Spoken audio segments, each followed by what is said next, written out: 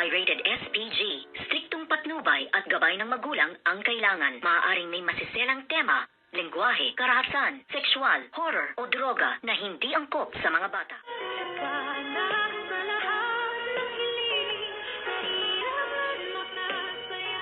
Good morning and welcome sa ating munting channel.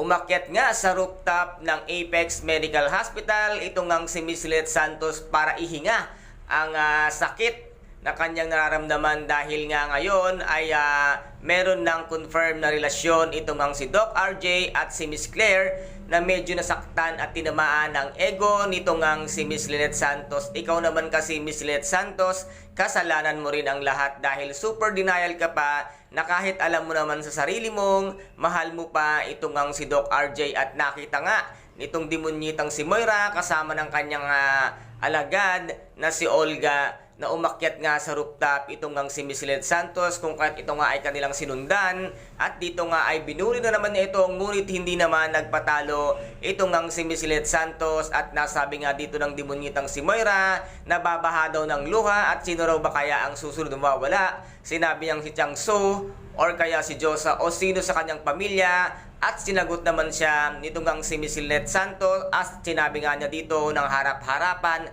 na ikaw ang susunod. Kaya dito naman ay naiwang tulala at napatanga na naman ito nga demonyitang si Moira na ngayon ay walang magawa kung hindi ang mambuli at mamuwisit na lang dito nga sa Apex Medical Hospital at nakita nga niya itong si Miss Claire at isa rin ito sa mga binuli niya at sinabi nga niya na bakit daw ang daming mga kalat at pakakalat-kalat nga sa Apex at sinabi nga niya dito na huwag mong sabihin yan, baka isa ka sa mga basura na maipatapon dito nga sa Apex. Ito ang sinabi ni Miss Claire sa kanya at sinabi nga niya dito na siya ay in love at naka-confine pa ang kanyang driver kaya may karapatan siyang pumunta at maglabas-masok nga sa Apex at walang kaalam-alam itong nga demonyitang si Moira na meron ng namamagitan kay Doc RJ at kay Miss Claire. Kaya guys, ito po ang ating pakaabangan dito nga sa abot kamay na pangarap na kung saan ay napaka-intense